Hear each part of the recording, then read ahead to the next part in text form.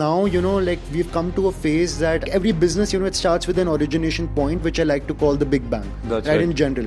And what the Big Bang basically entails for us is that, we have one small offering which can self-sustain itself, or which can basically work in a coffee can mechanism, right? In which basically, the business is returning enough. As a bootstrap founder, I realized the longer we can stretch our runway of not requiring funds or like having any sort of venture capital, the better it is. This is something that I've honestly learned from US-based founders who have actually gone for funding and who aren't in the VC world because they've got a less biased opinion on it. Considering he had moved to OpenAI from Y Combinator and he was pretty rich when he basically moved there, he was in multi-millions for all intents, he still felt like he didn't have enough funds to begin with. They were running out of money all the time. The cash burn rate was intense. I mean, he was literally talking about it from a bootstrap standpoint, and I realized, so yeah, I think that's really important, that sort of a mixture of AI and human beings and your own skill being allowing you to do multiplicity of businesses. And I feel that's the race to the $1 billion for pretty much anyone in today's world. Just because I'm targeting it niche down in a very good way, because this is like a pro tip for anyone who's starting out with a business. It may sound very basic, but it's really not. Ladder was initially... Hey there, welcome to the first episode of Climb the Ladder. I'm Shivam, the co-founder of Ladder, and I'm here with my co-founder Abhinav. We built Ladder from nothing. No investors, no agency background, just pure obsession with helping people build brands that actually grow. This podcast is where we talk to founders who have built personal and business brands online and actually earn from it. But today, it's just us, sharing how we got here. So, let's get into it. I always think about this a lot, that 4 years ago when we began Ladder, would Ladder have evolved to where it has evolved today? Let's go back a bit and go through how we started and how the vision has changed so much, like literally 360 degrees since we began.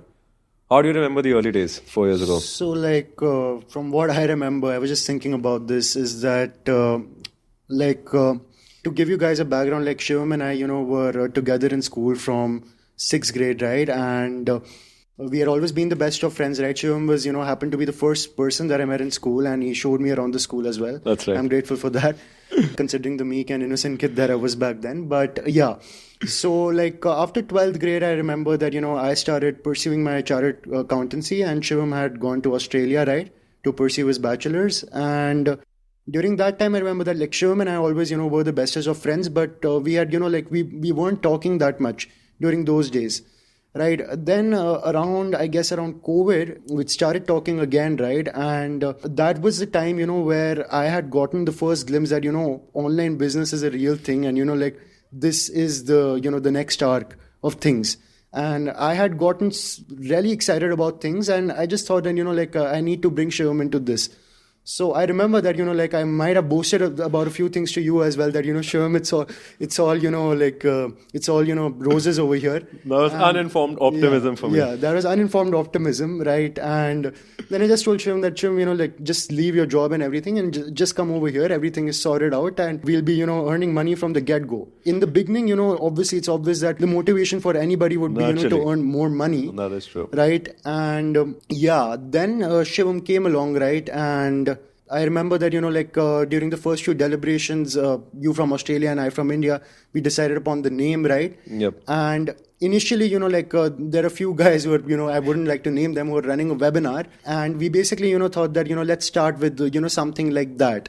It was nowhere near to, where it has come. That's right. Right. But the origins started somewhere over there. I pretty much align with everything you've said here, because my side of the story, even though you boosted me to come from Australia, I was already on the edge of coming back, because during COVID, I was already working for ANZ there and the job was pretty good, but I honestly felt like I'm not doing my max here, like the things that I can achieve. And Australia, even though getting a white collar job is nice, it's technically a blue collar country. So high paying salaries, even at your peak, I could see there's no way I'm going to earn as much as I have my desire to. So I realized this is not something for me. And there was like someone really close in my family had also passed away, and there was COVID. So it was a mix of a lot of things. And I was like, seems like the right time to come back to India, considering you had been freelancing before that. You didn't even finish your CA. You're pretty much doing freelancing the whole time. Yeah, I just always had trust in you that whatever you're saying is gonna, of course, some of it is flowery, but for the most bit, you're like pretty spot on about the things that you're saying, and you were convincing enough being a marketer.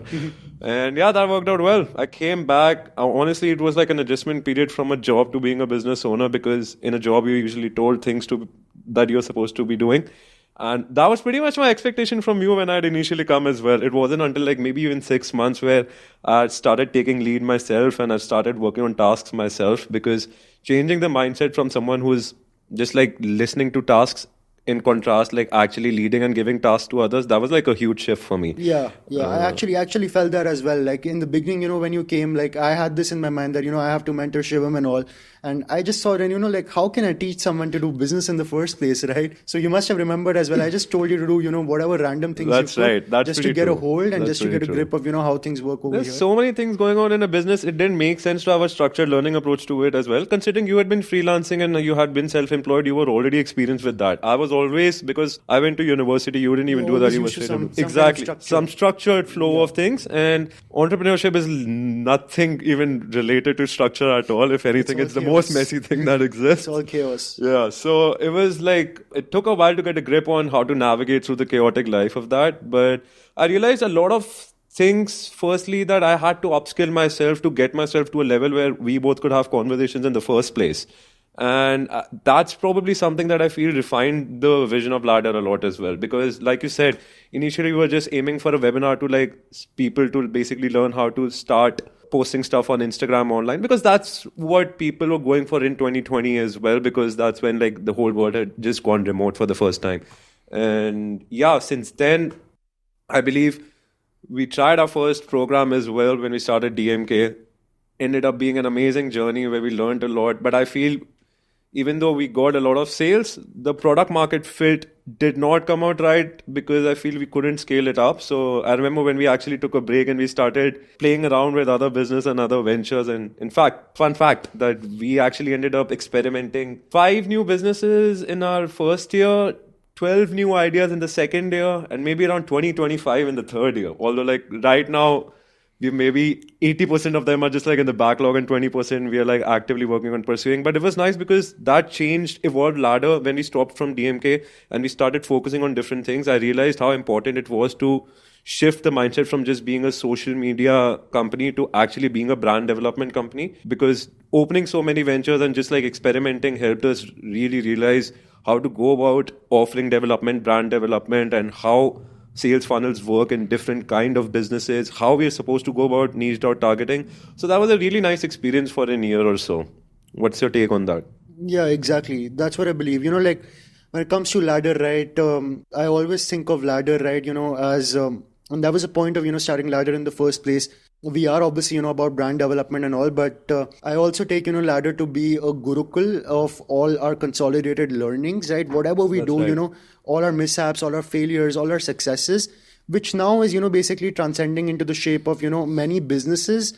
And basically, the vision that, if we have a blueprint for any business in today's day and age, we can deploy it, or we can help someone, who has the expertise in that particular niche to deploy it, right? There were many bits and pieces that, came in between, going from the webinar to, this model that we have right now. And, what I believe is that in the next 10 years, we might be at a completely different place from now. Absolutely. Right? That's just the nature of life in general. But yeah, man, it's been a journey. It's been a journey. And I feel all the ventures that we started, it's nice that all of them were in different niches. I still remember Fame Wizards was started at a time. Fame Wizards, to give you guys context, was a business where we were basically helping people to build their online presence, but through news articles and publishing press releases.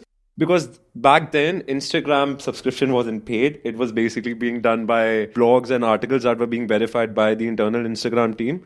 And I think Abhinav can tell a bit more about that. That was the first instance. So, like, when Shivam came, to be honest with you guys, like, we were working on something, right? We started, so how it went was, this is kind of ironic, is that we started with where we are today. We started with brand development. It was called the automation program, right? It's still one of our programs. Then, we realized that the scope of this is too wide. That's and right.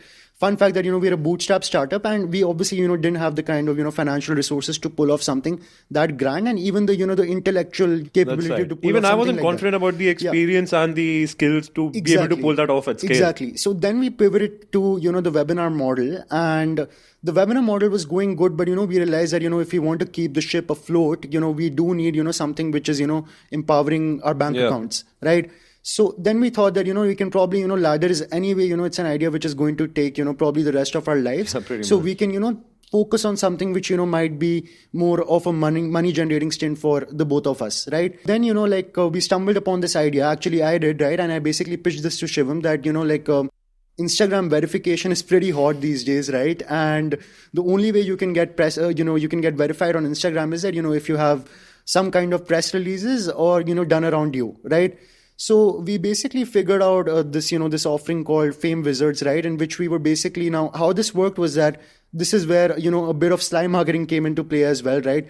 Though we were marketing that, you'll get verified, but the entire crux behind the system was that we were only getting the press release articles done, right? And getting verified was just a game of chance, right? All of this was very transparent. Nothing of this was illegal, but it was, portrayed in such a way. Now, as luck would have it, the day we launched it, probably, 1 or 2 weeks in, we had this, mega announcement by Mark Zuckerberg that, all verifications following suit after Elon Musk did it. Yeah, that's right. He basically announced that, Instagram verification is going to be a paid feature now, and press releases don't hold any value. So that's the first embrace, when Shivam and I basically realized what platform risk is. Yeah, absolutely. Because that's when I felt like, even though we had an idea that probably Abhinav had tested out in some way or the other before we had started Fame Wizards as well, and we had a market fit for it, we realized that market fit doesn't really make sense in terms of the broader environment of the way things are happening. And that's when I realized that there's a lot more to making a business successful than just like having a product that's just going to sell because it always has. Exactly. That's the first time, I basically understood. And,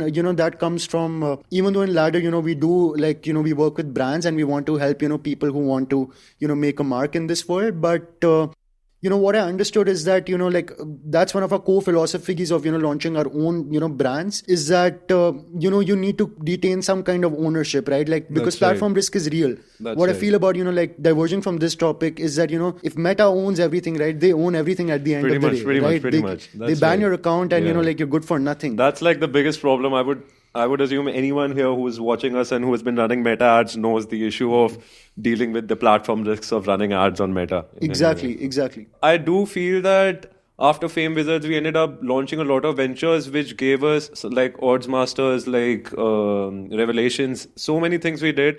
All of it gave us a framework to understand what all is exactly required when you're launching a brand. That's why we say, even though we've got multiple ventures, from a positioning standpoint, we usually say that Ladder is a venture that helps external brands being clients' brands, as well as we have our own in-house brands. So an experience of over building 30 or 40 ventures, we realized how to set up a minimum viable product setup, a business setup as a whole, not just for the product, in 7 days. So basically, we figured out how we can launch a brand in 7 days and test it out in the market. If we get response, then we can pretty much set up the entire infrastructure behind it. So I realized that's more of a key skill than building Ladder or any other business, because the ability to launch a business from nothing, like literally out of thin air, in 7 days is something that ensures success just by the virtue of the fact that you have the ability to take so many hits in really short periods of time. Exactly. And, one thing which I appreciate about the two of us is that, we have been dabbling with, businesses which, spar across very different industries, right? We've probably, tried the e-commerce model. We've tried the productized service model. We're pursuing the agency model sort of with Ladder, right? And so we have, basically tried a lot of ideas, and what we've understood is that no business can be the same, right? Oh, absolutely. The fundamental guiding principles, right, they would obviously be the same, and that is what Ladder stands for. But the tactics that you're using in each business, they would obviously, differ. That's right. Because I realized a few of our businesses that we started were user-based business, which like the revenue was purely dependent on the users that we acquire. Some were like skill-based. So for example, Odds Masters is, Abhinav will probably tell about it a bit more, but Odds Masters is a business where it's totally dependent on our skill. So I realized the offering has to be tweaked in accordance to the nature of the business and the target audience and what they actually desire. So like taking off the risk from their head and putting it on us in a way that they feel comfortable to actually sign up for our products or services. That was something good. Entirely. And how it went was that, initially during the first few launches, we were obviously a little sloppy, right? And, getting product market fit would probably, when we launched our first webinar, it probably took a good 1.5 months to get Easy. our PMF. Yeah, that's right. Right. But as we, evolved on in the journey, we got better at, sculpting offers and finding, core problem areas in the market. Right. And now, we've come to a phase that every business, it starts with an origination point, which I like to call the Big Bang. That's right. In general.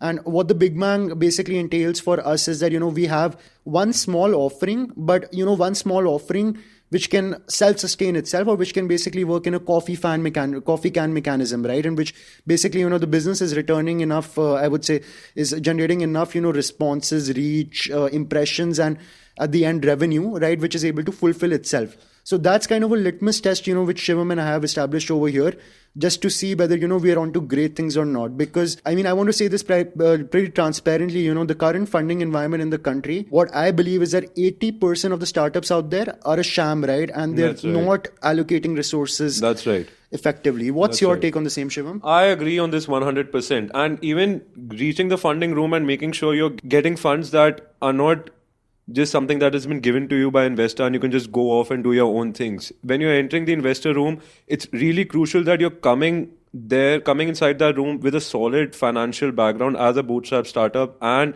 you already have a fit and you already have revenue going. Because even though, let's be honest, investors say, oh, we like ideas coming at the seed stage level, or people who have raw ideas, they haven't like manifested it fully. It's all, I personally believe, a load of crap, because end of the day, it's up to them. If we come to them at a seed level, it's just beneficial for them because they can end up taking more percentage and they can end up having more control, which can end up in basically they're chucking us out from our own venture. And sabotaging our pretty own much. ethos, That right? was, what idea we have, that would pretty much not work the way we want to. And that's, as a bootstrap founder, I realized the longer we can stretch our runway of not requiring funds or like having any sort of venture capital, the better it is. This is something that I've honestly learned from US-based founders who have actually gone for funding and who aren't in the VC world, because they've got a less biased opinion on it. And yeah, that's why we've been working on Ladder and a lot of other ventures to make sure that we are not selling them on any specific venture when we do go for a private equity or venture capital funding round. We are selling them on ourselves and our own abilities to be able to push so many ventures and be able to scale them. And like you said, the coffee can approach, that's actually one of our unique, not just for Ladder, I would say for us in general, but definitely we use that as a selling point for Ladder. It's a unique value proposition that we can set up a business end to end in 7 days, test it, and then set up an entire infrastructure in a way that a business just from another business just bootstrapped can end up reaching a self-sustaining loop just via running ads. And once you reach a self-sustaining loop, it's easy to branch into content marketing and doing all that stuff. Because I do see, even though content marketing is something that I feel will give exponential returns compared to ads in the long run, in the short run, if I want to test out an idea, it absolutely makes sense for us to run ads to see market response and actually get enough revenue going for us to set up content marketing teams. Because today, if you go online and see the amount of content people are posting, the quality at which they are posting, it's drastically increased in the past 10 years. I mean, for all intents, we have got cinematographers and actual video editors who are like real time making movies and stuff, creating Instagram shorts and reels.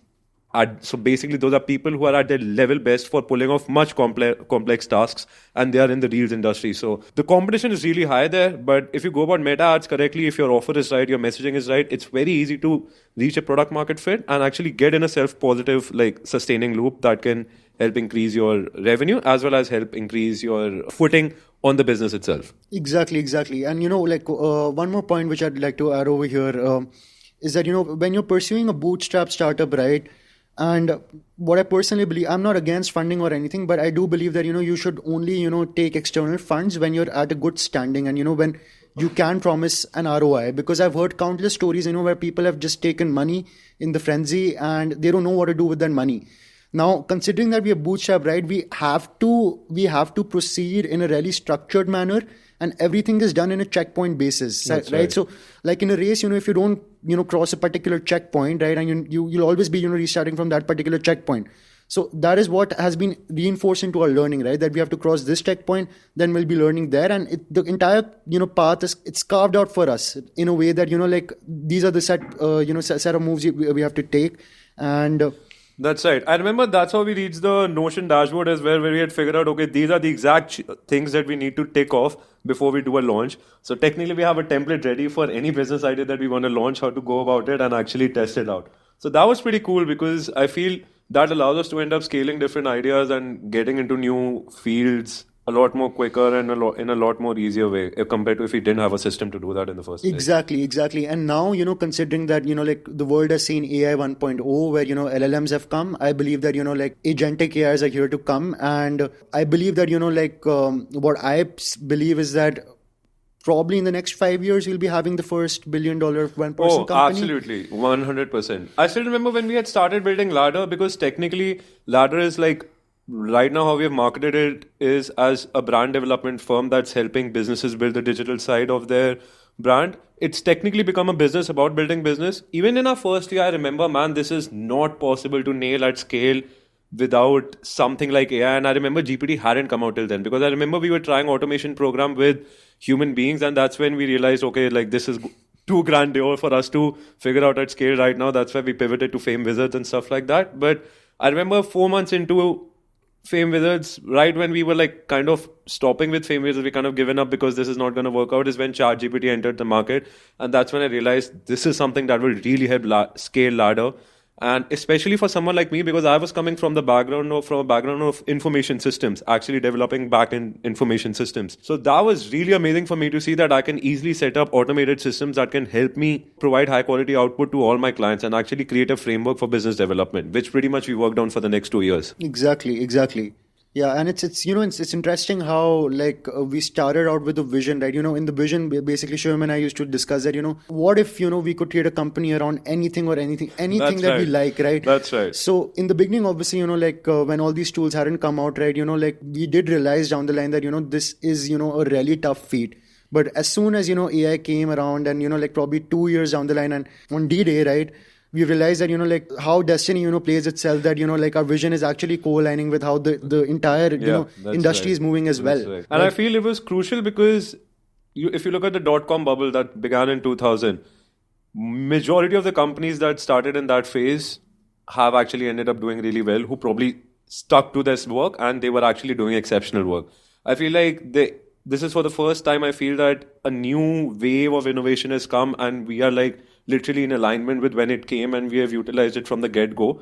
So it doesn't feel like we've moved on to a jumping train. We have actually been from the start with AI. So it's been pretty nice to position Ladder as like an AI-powered brand development company as well, because that's something that's really resonating a lot with the audience as well and the people that we are targeting. So the play of AI in not just Ladder, in every other venture that we've pursued and the way we've been using it, considering AI is advancing at an exponential pace right now. It's crazy how much we've been able to achieve in the past 3 years, which I honestly think we wouldn't have been able to do 1/10 of that if AI tools weren't there, to be exactly. Huge kudos to Sam Altman and the Huge kudos to Sam Altman, 100%. That guy's doing fucking crazy, man.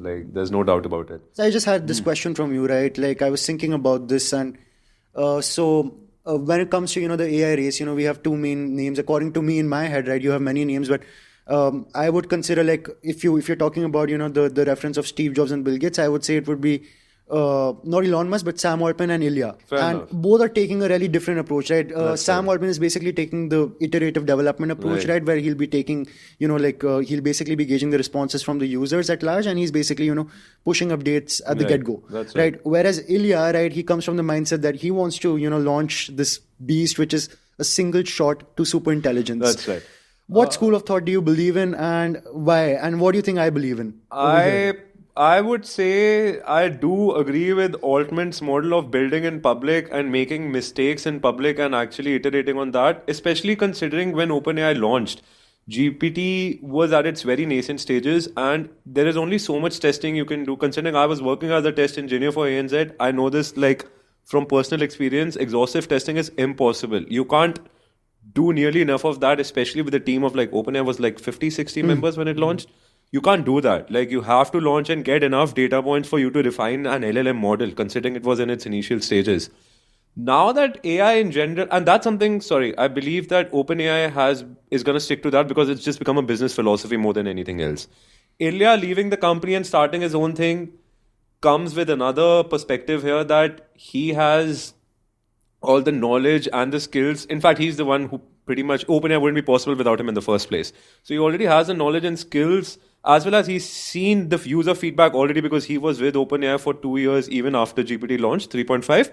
And I feel that kind of a guy, considering it's Ilya, I do see that he taking an approach of one single shot launch would probably work out really good for someone like him. As for you, I feel you would prefer a mix of those, but I do feel that your MVP you expect always to be at least at par with 99% of the competitors out there. And the remaining 1% is the iteration where you're building in public. Yeah, so my take on this is that, when it comes to anything else, right, we're talking about intelligence in the first right. place.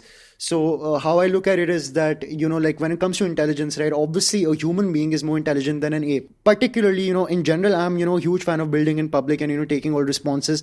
But since it's about intelligence, what I believe is that, if you're creating like Sam Altman once said that, this is not even an app, this is a creature that they created, right? That's right. So if you're creating a high IQ creature, right, I think, this probably can defeat the build in public approach just for this particular, specific use case. Yeah, 100%. I agree on that. But it's important to note here that OpenAI in general took 7 to 8 years to come to the first iteration of GPT. And if I look at it from that standpoint, in the first year, second year, they didn't even know what they're going to be making. Exactly. Like, it's hard to get a vision formulated for a company which is about to build something that doesn't even exist yet. So there is a learning curve there, and I feel like this is something that every founder should take, no matter what field they're operating in.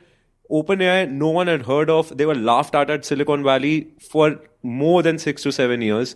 It wasn't until probably 2021 when 3.5 was launched that I started seeing posts on X from like Silicon Valley, like big heads who were actually telling that, oh man, this is freaking crazy. And one more thing, guys, that's why, I say that obviously, when you're going into market, you should go with some degree of, like a game plan or some degree of triangulation. But ChatGPT was just like, one of 100 mini projects that OpenAI had. And even if you go and, read the, anecdotal interviews of Sam Altman, they knew that, it would get some traction, but they did not know, this would be it an would aha blow moment, out the way it did. Right. And it would basically be the app which, the fastest app to gain so many users. It's crazy because I still remember one of Sam Altman's reels where he was saying, considering he had moved to OpenAI from Y Combinator and he was pretty rich when he basically moved there. He was in multi-millions for all intents. He still felt like he didn't have enough funds to begin with. They were running out of money all the time. The cash burn rate was intense. I mean, he was literally talking about it from a bootstrap standpoint, and I realized, even though like we started bootstrapped and we started at a very different level, very different industry, and compared to where he was operating and how he was doing, the problems when you're starting out a business pretty much end up being the same. It's just that someone's experience and knowledge and the network that they are at, they would naturally pursue an idea that would align with their current level of setup. But the problems that are faced would pretty much be the same. So I feel every business owner or founder should take this with a pinch of salt, that building a business is extremely hard and it does come with its own unpredictable phases. But resilience, because this is something that I've heard pretty much every founder saying, resilience and like being persistent at what you're doing is the only recipe for success. Exactly. And guys, that might sound really, like bookish and really dumb, but every day when I wake up, I just see, that's the only route which I can take. There's no other option. That's right. If anything, you should, because I remember when me and Abhinav started, for the first year, we literally didn't earn anything. It was just, if anything, we weren't even aiming to earn anything. It was purely R&D to figure out how to be the best in the business, how to push off quality that's exceptional compared to anyone else in the market. And that time I realized that it doesn't even matter, because if I am doing my R&D right, if I get my things right, and I can have a sense of delayed gratification for the results that I want, I can easily achieve the goals that I want to. And thanks to that, for the first year and 2 years, when we were just focused on R&D, and we were just experimenting with DMK and Fame Wizards and like Odds Masters and just getting to know the feel of the online business space, it was really crucial, because now like pretty much every venture we have started has achieved product market fit in less than a month. And that's why it's become really easy for us to sell ladder to like clients as well, because we actually have things to show where we actually pulled off a journey in a month, and like we can scale that up. So yeah, I think that's really important, that sort of a mixture of AI and human beings and your own skill being allowing you to do multiplicity of businesses. And I feel that's the race to the $1 billion for pretty much anyone in today's world. One more question that I'd like to ask you is that, considering that, by the way, to give you some background, right now, basically, I'm working on some of, the portfolio companies that we have, and Shivam is more, focused on process building for Ladder itself. That's right. Right. And he's working with, a few clients that we acquired. That's right. Now, we have clients, ranging from multiple sizes, right? We wouldn't be disclosing their names, Right. but you've worked with, startups, who are currently going to go for funding, Right. and you're currently working with a listed company as That's well. right. That's right. So what kind of similarities you see in the work, or like how is it different? It's crazy because I've worked with someone I have currently clients who we are basically helping with the go-to-market strategy for funding, and I have clients who are trading in publicly in the stock market, and I've even we've already the few clients who we've actually worked to actually end up getting the seed stage funding as well. The one common thing that I felt in all of those companies was perception creation, because end of the day, even the company that's publicly traded came to us not for specifically just like website or branding, but there was a lot of, because they're publicly trading and they've got a lot of divisions under them, they didn't know how to set up a correct brand perception on the outset that would resonate with the people that are supposed to interact with their brand digitally. That was the same issue with any bootstrap startup as well, that they have their ideas and offers ready, but conveying it not from a marketing standpoint, but actually from a brand positioning standpoint that would resonate with their target audience. That has been the most common problem that I've seen in any business. And honestly, design, while we are exceptional at design, content, building like ad systems, sales funnels and everything, like none of that matters if the company isn't positioned in a way that's really going to trigger the people who are going to be interacting with it. And not just like the customers by here, I mean even the stakeholders. That seems to be like a common theme in the clients that I'm dealing with, and I honestly feel that seems to be the theme in even our portfolio businesses, because even every time we have launched a business, we have always made sure to see how the competitors are doing, and every time we have realized it's easy to position ourselves as something different just by slight creative thinking, and that's something that really audiences of all our portfolio businesses understand and actually relate to as well. What's your take? That's right. So I can give you, a hands-on example of the same, right? Like Oddsmaster is basically our business which relates to, the booming online gambling industry, particularly sports betting, right? And, how I basically stumbled upon is that, I'm a sports fanatic in general, right? Shivam is as well. And I was basically, watching an IPL match last year, and I basically, I just thought that, I'll just place a bet. I used to place bets before, but they just used to be friendly bets, right? So I'd heard of, these few platforms, Parimat, Stake, etc. And I thought that, I can just, start to make a quick buck out of this. And I did, right? I did basically multiply my capital. And then I thought... We figured out a framework system for actually how we can multiply capital. Exactly. And then I thought, if I can do this for myself, why not do this, for the rest of the world, right? And then after that, I basically went on. So this entire industry, as you all might be knowing it, it's not operated by Instagram, because of, their guidelines and all, right, which don't promote gambling. It's an industry which is, it's predominantly, all the advertising is done on Telegram in general, right? So when we were, basically sculpting the offer and, we were seeing, what kind of pricing, people are generally selling for, what we found is that, most of the Telegram groups, right, they were not, not at all using any, brand perception. I'm talking about a tipsting business, right? That's the key theme over here. I'm not talking about a sports book, which is very different, right? So what we saw is that, people are selling their memberships for like $20 a month, $100 a year, right? And just by, differentiating our brand Oddsmasters in the way that, we are here to do this in a professional way. And this is the first, company which is, going to do tipsting with a full-blown, free group where we're giving educational lessons as well. Everything looks good and branded. There's nothing choppy, right? Everything is transparent.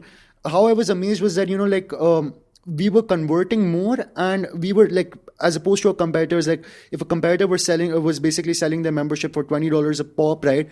We started selling ours for $299 a pop, right? So that's basically 20-30 times differential, Right. which And that's the first time I got inside that, perception does matter, right? 100%. It's the same business, like there are same businesses offering the same thing, and that goes in any industry, right? But yeah. This is definitely true. Brand perception with actually having an empathy for your consumers is something that I feel even if you don't have a product market fit, you can evolve into that no matter what your offering is. Exactly. Because I remember when we began Odds Masters, the one common theme that we saw was anyone who was coming to us was not at the problem stage, awareness stage. They were at the solution awareness stage, but they have had so much of messed up experiences with a lot of other tipsters. Like their trust was at an all-time low. And I realized everyone in this industry right now in the tipsting business is literally just ripping off everyone else. And that's when I told Abhinav that this is, if anything, because I meditate a lot, so I have like a spiritual standpoint on everything. And I did see Odds Masters as a really spiritual blessing for us because this was a phase where we were looking to increase our cash flow because Ladder was requiring a lot of investment. So we needed another cash flow engine that could fund Ladder for the time being because the cash burn rate at Ladder was much more than Odds Masters or any other business. Secondly, I saw this as a really spiritual thing even for the clients as well, because our take here was if we can help people who are like really defeated in this gambling industry, and now that we are entering this anyway, and not like we can remove the people from gambling in the first place, then we might as well make Odds Masters something that's like a responsive gambling platform where we're making sure that people are actually learning and they aren't being ripped off. So even when it comes to, for example, giving a tip, so usually how we end up doing it is that how others end up doing it is that I'll tell you that first, that they end up giving tips every day, even if like they don't want to, even if the match they aren't sure about, they give a tip. But me and Abhinav took a specific stance that we won't give a betting tip if we aren't 100% sure about it, and that doesn't speak to our skills, that speaks to our integrity of making sure that we are not here to just get money from our clients, we are here to actually make them grow. That's how Odds Masters also evolved into not just like a tipsting business, but like a actual capital building business from a fund management approach in context of sports betting. And just having this sort of a mindset where you are actually having empathy for your consumers and seeing what issues they were coming from in the first place and then actually being transparent on how you're going to help them out, I feel really increases brand loyalty in addition to the brand perception that we have already created for our different client portfolio projects. Exactly. And one more thing that I want to clear over here is that how it's really interesting is that, like when we launched Odds Master, right? And this is for anybody, who's afraid to launch, who's afraid to push, right?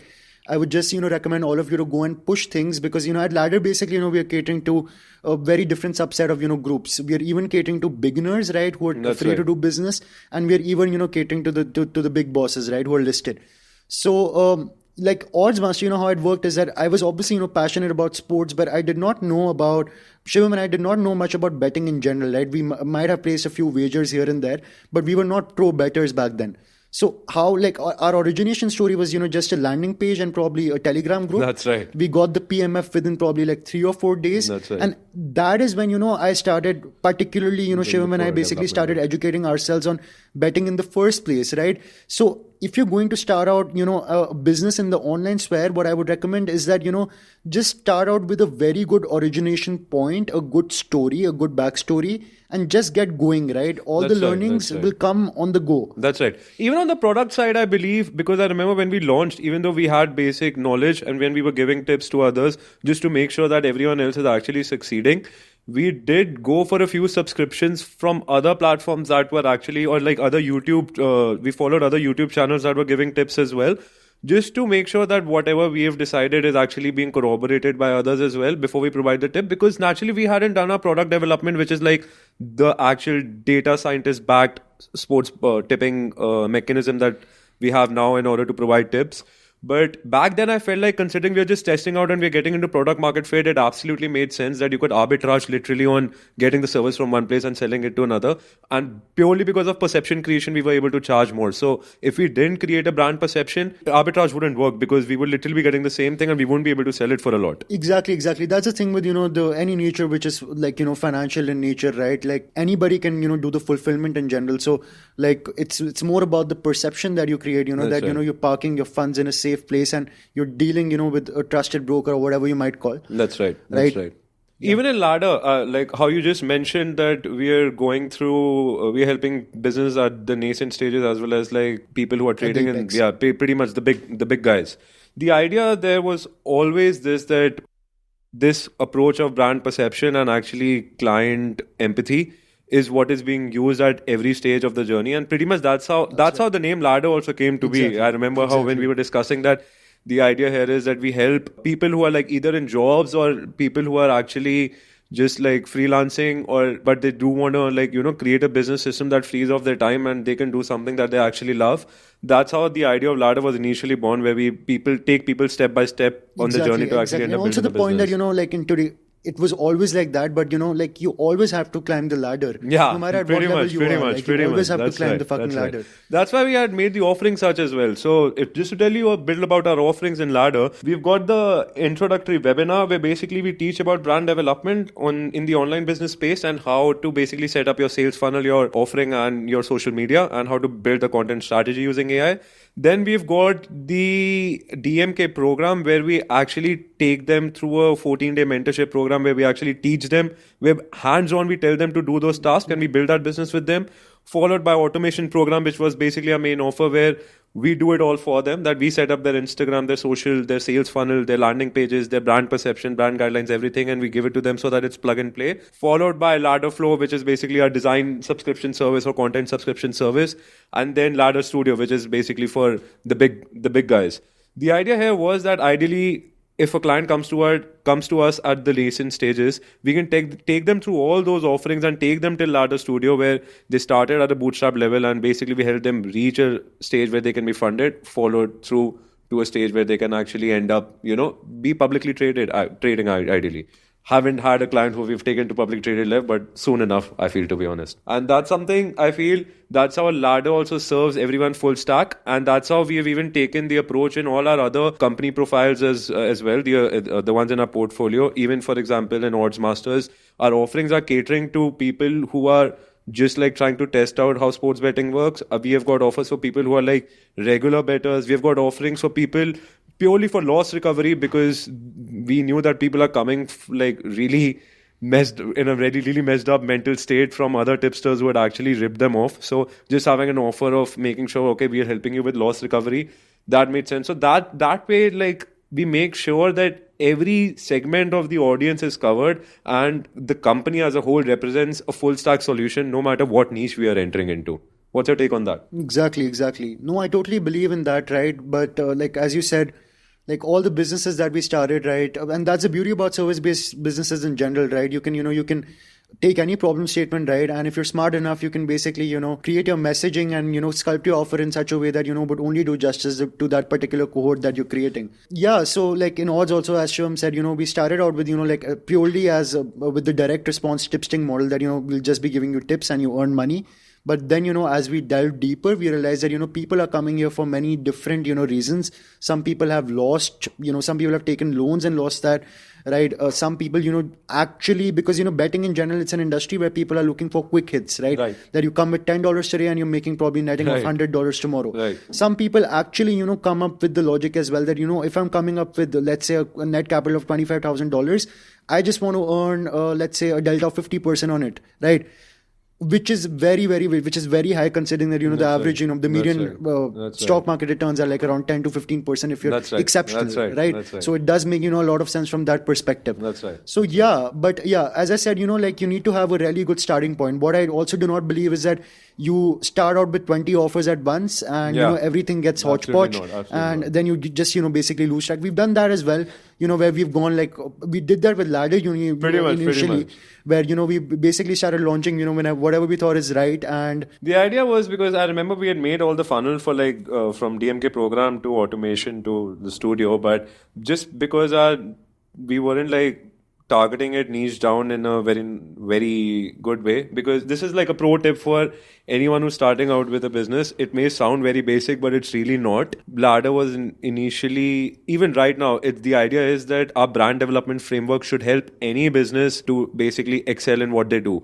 But when it comes to actually building offers and actually launching them out online, it's really important to niche down, because DMK program initially were launched as okay, with literally the headline, launch your online business in 7 days, which sounded pretty cool to me, even to Abhinav, but it wasn't until like an year that I realized after enough testing that the only issue that we're facing right now is that we haven't niched it down enough. So I realized that's when I started playing with DMK program, and I segregated into launch your dentist business online or start generating leads online with a business setup for your dentist or for makeup artist or for whatever, any field, like just like niching down and just revolving the offer around that, because putting down the target, the pain points, it becomes very easy when you are actually niching it down compared to when you're keeping it generic. 100%, 100%. And you know what this does is that, guys, it makes, because like any business today, right, like what's the basic fuel which is fueling it? It's either, it's organic content or it's, paid distribution.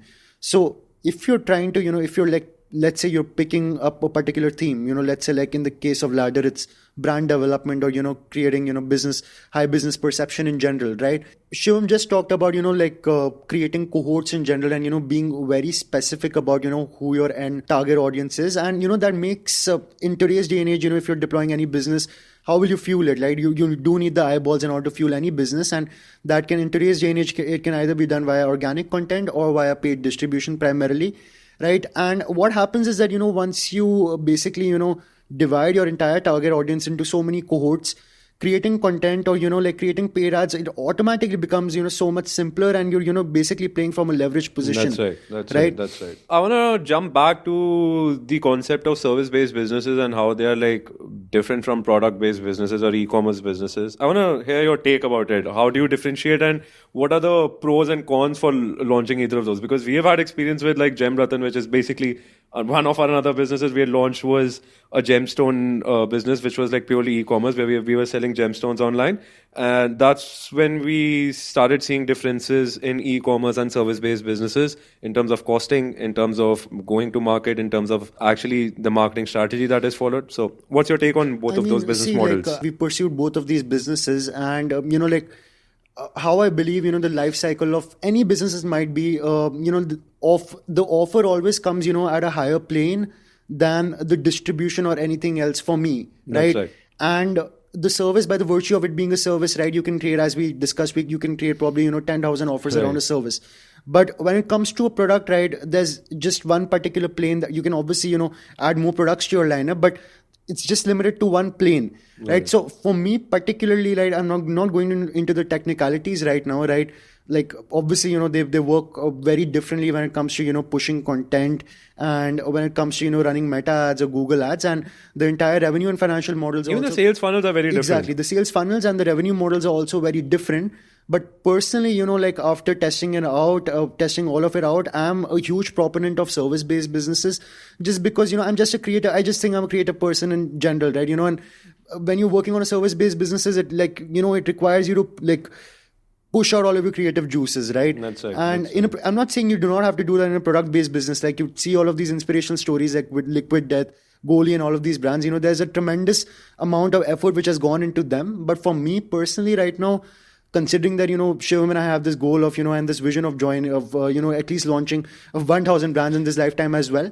My leaning would be towards service-based businesses, but yeah. I agree on that. And service-based businesses, I feel, give you two main advantages. First, the profitability ratio is insane. Like, I honestly feel every time I end up getting any money in a service-based business from meta ads that I run, literally meta ads is the only cost except from the like employees that we have. But it's crazy because in product, I feel the costing for like packaging, product, actually shipping, and even the logistics of supply chain management there does have an add-on, I would say, a friction when you're actually building the business model. But in service based, it's like pretty seamless because you're literally building things online and you're like pretty much pushing them online. So there's not many blockages or there isn't reliance on others to do their jobs right for us to do ours right. And anyway, the world is going towards service based industry. Like even products are being productized into a like productized Exactly. service. One thing, but I realized from working on e-commerce is that, when you're pursuing a service-based business, how it usually goes is that, you're running ads and usually, people are the end interface is probably, a message or a call, right? Right. So what happens is that, let's say I'm running an ad, right? And let's say, I get like 1,000 messages, right? And let's say out of those 1,000 messages, probably 50 or so are hopping onto a call. right? Out of those 50, what I notice is that, I'm not comparing once again. When it comes to the distribution side of things, I think that, product businesses are more containable in general, because in service-based businesses, there's a lot of lag in terms of, everything is not that traceable. Right. But what I realized that by, pursuing a small project like a pyrite ring was that everything is, connected in an end-to-end way. So, That's right. like, you have all the data in front of you, and you can see that, how this aspect of the funnel is going to, basically affect the next, particular aspect. That's right. So that is why, like, combining these two, I have a huge inclination towards, which we currently haven't pursued, is to, start making virtual apps. Yeah, because absolutely. in virtual apps, you have all the data as well, right? From the get-go, right? From stage A to whatever stage you might have, right? So it's the best of both of the That's worlds. right. And so I was just talking about how like the nitty-gritties of like data are so important, especially in terms of optimizing your offering and even making changes on like UI UX design where it needs to be. I still remember when we had launched the Pyrite ring as part of Gem Ratan's first offering. Basically we stumbled upon Replo for basically building the Replo, if I'm not mistaken, that's right? Replo. Yeah, if for like building landing pages. For anyone who's like watching this and is doing like e-commerce business, do build your product pages on Replo. It's basically Shopify for serious users. They have basically got conversion rate optimized landing pages for products, like templates. You can literally copy paste that and use it for your own offering. And the amount of data Replo was providing and the amount of optimizations we did, I saw how easily we were able to scale up our ROAS within a month itself. So that was pretty amazing to see how, because we hadn't implemented that much of it in service-based businesses. Even in Ladder, it's now that I've started doing GA4 and like Hotjar. Exactly. That's a key difference. Like, probably in a service-based business, if you're making any tweak to our landing page, right, the immediate impact of the same wouldn't be, that apparent. That's right. But in an e-commerce business, a double CTR on your ad means, double the revenue. Double the revenue, 100%. Double the CTR, double the conversion rate means 4 times your revenue. Service-based business, it's very, it's not as objective as products are, because in today's world, like digitally, when everyone's sharing content, the idea of sharing content in context of business is usually education more than like just like saying random stuff, right? And that's how the concept of sales funnels also evolved, that you are taking people through different stages of the journey. If someone's, for example, problem aware, then not solution aware, then we create content according to that and we provide freebies and lead magnets, and then we lead them to the next stage of the offering, then the next offering, and just keep upselling them. Product doesn't have that kind of a nature. It's all happening in the same landing page. Okay, you can get a pyrite ring. You want another stone, you can just add on that or add on that. So because the nature of service-based business requires like end-to-end full-stack sales funnels, it's very hard to keep track unless you actually have systems for where CRO is actually happening, what tweaks is resulting in what changes for the ad metrics that we are looking at as well. Exactly. But, pursuing, like both of these models, what I've realized is that, like just a general piece of advice, if anybody is starting out and, if they're in this entire game for the long haul and just for the general appreciation and love for the game, doing both, so pursuing both service-based and product-based businesses, I personally feel that, once you're coming from a service-based background, it's doing a product-based business is much easier, right? That's right. Like Gem Ratan was personally, it was a cakewalk, right? It was. That's right. There was nothing, which was mind-boggling as such, which intimidated me. Right. Because in service, I feel because there isn't a physical thing to look at, it's like just literally. And as I said, we're playing at the highest pedestal, the offer itself, right? So exactly. So once the ideation is, happening, not from a higher consciousness, but from a higher level, right? It automatically transcends down into all of those levels like distribution, sales. That's I feel true even for service-based and product-based businesses. Another thing that, regardless of you pursuing service-based businesses or product-based businesses, I feel is an important fact is that anyone who's bootstrapping should be a marketing-based founder first and then a product-based founder later, 100%. Which pretty much reiterates my point of how we started Odds Masters, when in terms of product delivery, we were literally relying on our own basic skills that we had learned in the past 3-4 months for sports betting and YouTube channels. And just getting enough funds in through marketing itself so that we can start investing in our product. Because if you're bootstrapped, running out of money is probably the problem of 99% of bootstrap founders. So the only way to ensure that you actually don't run out of it and you can continuously refine your idea is to not worry about the product as much as about the market fit of the distribution, not product market fit, but distribution market fit, like we say, about the marketing angle itself. Because if you don't have that, then no matter how exceptional your product is, it's not going to fly. Like, Exactly, period. exactly. And like, like people think that marketing is, it's just fluff and it doesn't matter. But you need to, consider that, even highly technological companies, which are basically building layer one technologies like OpenAI are highly marketed in today's day and age. What do you think Sam Altman is doing all day long? If anything, like Elon says that there's no marketing happening for Tesla or SpaceX Exactly. or whatever, He's the but biggest marketer he's of the Tesla biggest in the first marketer place. himself because he's got his own personal brand which he's like exactly. marketed to the entire Exactly. world. He It's just doesn't that- need to market his business plans Exactly. because It's of just his that the own brand. way marketing was done traditionally is being changed, right? Absolutely. We've come to the era of citizen journalism, right? And the world is going to go in that direction, right? That's right. Founders are the true representatives That's right. of their business. Right, I do believe that. I believe that entrepreneurs are the next generation of actors. Yep. Like actors That's are going to right. lose That's their right. fame, and entrepreneurs are going to 100%. reach over there. See, we are living in a world of content creation, and the world has already evolved from people wanting faceless organizations that they're interacting with to actually micro communities being nurtured by individuals. And I do see that even though a lot of businesses are not showing any faces yet and they have still done pretty well, but for the most part, anyone who's starting bootstrapped, it's extremely crucial that you put your face out there and you start talking about stuff and you build in public, not taking it from the Ilya versus OpenAI conversation. But yeah, for the most part, anyone who's starting bootstrapped who is willing to own up to their mistakes as well and like build in public. Build in public and take advice from good people. 100%, 100%. And I do feel that being vulnerable in public and building it out, this is something that I honestly felt like OpenAI nailed it, that if you come outside and you say your product is shit, it's not good enough, but still it's like an innovation on its own, people are gonna, respect you for it. Like, if anything, they're gonna want to help you out to make the product better and refine it. So don't ever be afraid to make mistakes in your product side and just feel like that, oh man, client's gonna like just go away or he's not gonna be impressed. Just take it from the other person's head who you're serving. As long as the person feels that you're here to help them out, even if you mess up somewhere and you have the ability as well as the skill to, rectify that mistake, you're always going to be preferred by all Exactly. the end True audience intent and itself. authenticity can never be faked. And that's what content creation is about anyway in the Exactly. first place. Content creation has always been about true authenticity and Yeah, 100%. And like, even though we're seeing a lot of AI models being created to push content, and I feel like that will refine a lot over the years, but currently I feel just someone speaking like us, like just like unscripted, raw content being spoken out is something that performs much better right now on social media compared to structured content that seems like it's a marketing That's just the way material this as well, if that makes sense. Yeah. Yeah, that's pretty cool.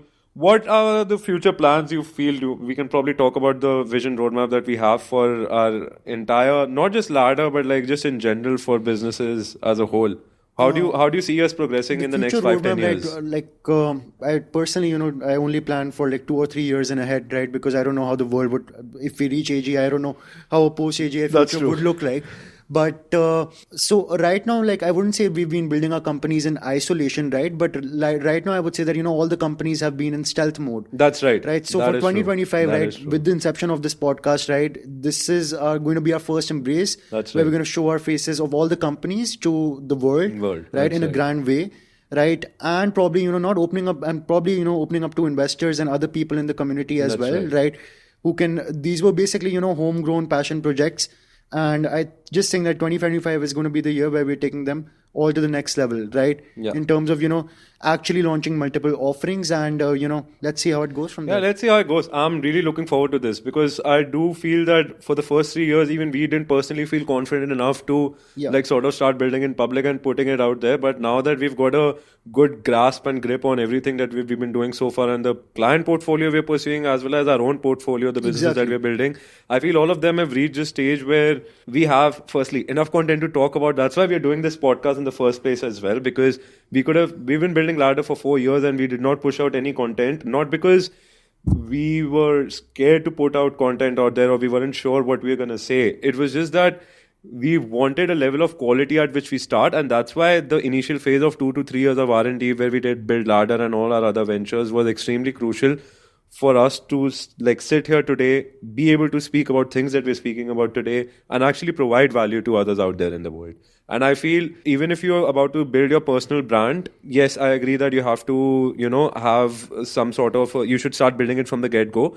But if you don't have enough knowledge about your own field that you're building a business in, and you don't have enough experience, either that or you aren't known enough, no one's going to listen to your content. And that's my personal take. I could be horribly wrong here, but I do feel you need to be exceptionally good in your thinking about the things that you're pursuing, so that when you actually start pushing content out there, it's something that actually resonates with the people who are experiencing same things as you already have in your past. Exactly. And, more about the future as well, talking about the present day, I don't know about you, but I've personally come to a point where in the beginning, right, I used to feel a little unclear about the future, right? That's For right. the first time in my life, since the past probably I would say like 8 months or so, I'm really confident, right? I That's know that, right, like that's whatever right. I set my hand to, I'm not That's saying I'm right. going to definitely make a killing over there, but I'm not just intimidated by business That's right. ideas in general, right? That's right. My openness to pursue anything new in general, right, that has increased probably tenfold or hundredfold in the past And that's few years. purely because of the skill and experience that we have gained over the Yeah, past 4 years to be able to do that in the first place. Exactly. And I feel all our ventures are currently way beyond product market fit, because they're like consistent So, revenue allows you to feel a bit more confident in the things that you've been doing. So So Shivam far. and I, like constantly, keep on joking about this. Like, could there be, like a group of 1 or 2 people or a clan, who probably have like 200 or 300 listed companies on the stock market, That's and right. we're just playing for fun, right? Let's see where it goes. Yeah, and because that's the idea with automation program and ladder studio as well, that anyone who's coming in ladder through like from the ground up, who's building a business, if anyone we can help to go from DMK program where we teach them about how to build a business, from there to actually ladder automation and then studio, we are basically their partners in brand development and marketing. So we do see this as an offer in ladder where we actually take some of ownership in the business itself, because the vision that we have for ladder is basically somewhat a combination of Y Combinator, Accenture, and Pentagram, you could say. But I do want to have a crypto ledger of sorts where like we have like business ownerships for all the business that we have pushed through our own in-house team. And yeah, I see that manifesting finally like really beautifully now already, because we already got a lot of clients who are like going through that phase now. So Exactly. yeah, it's been really great so far. Okay, so that should be it for us for the day. And we are going to be joining you really soon with our first official guest. And thank you so much for tuning in. And we'll see you guys soon. Bye.